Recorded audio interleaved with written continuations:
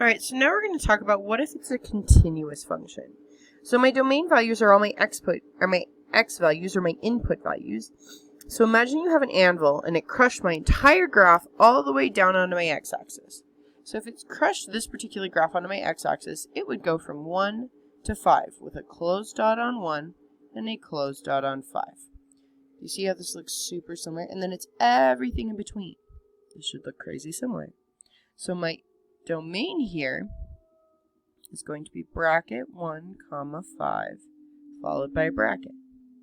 The inequality for this is 1 is less than or equal to, because it has a bracket, x is less than or equal to 5. Because of the brackets, they both get equal two sides. Okay? So that's how you do domain. And range is super similar. We're going to take the exact same function, and we're going to squish it over onto the other side. So we're going to take a different colored marker. I'm going to squish it over to here. If I took this whole thing, it would squish the top and the bottom. I would have a closed dot on 1, a closed dot on 4, and it'd be everything in between. So because we start with smallest to biggest, we're going to do a bracket 1, comma 4, bracket. Okay, because that represents our two different things. The inequality is going to be 1 is less than or equal to y, because range is our y values this time, is less than or equal to 4. Because y is in between 1 and 4, or the range is in between 1 and 4. Okay, let's take a look at these ones. We're going to do domain and range. We're going to be doing it both with interval notation and inequality notation. And I'm actually going to grab an extra highlighter for this problem. Okay, so I'm going to do domain in yellow, and I'm going to do range in green. So domain is going to be my x values. So my x values go from here to here.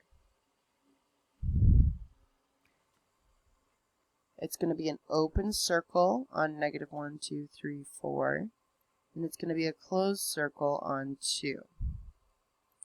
So open circle means parenthesis negative 4, comma 2, followed by a bracket. Remember, this is x value, so we're going to have negative 4 is less than, not equal to, because it's a parenthesis, negative 4 to 2. Or less than x less than or equal to 2. Okay, we have the equal to sign because it was a closed dot. All right, let's go ahead and do the range. We're going to go from the bottom. We're just going to pretend like that dot's on the spot because that's where it's supposed to be, to the top. Now notice the top doesn't go above zeros. That's just fine. And then here we would find that the lowest has a closed dot. The highest has an open dot. So the lowest is negative 1, 2, 3, 4, 5, 6. And the highest is negative 1. So it's going from bracket negative 6, comma 1, negative 1 with a parenthesis. If I put this in interval notation, this would be negative 6 is less than or equal to y, because remember range is y, is less than negative 1. Alright, so these have all had endpoints. They've either had open or closed dots. If you look on number 5, this time we finally have an arrow. We've got an arrow pointing forever that way. So that's going to indicate an infinity to me. So right here, if I take it all and I squish it onto my x-axis, so I squish it and I squish it, I end up with an arrow pointing to the right and a closed circle. So an arrow pointing to the right and a closed circle on 0. So my domain is going to be bracket 0, because we have a closed dot on 0, comma, and then it's going towards positive infinity with a parenthesis.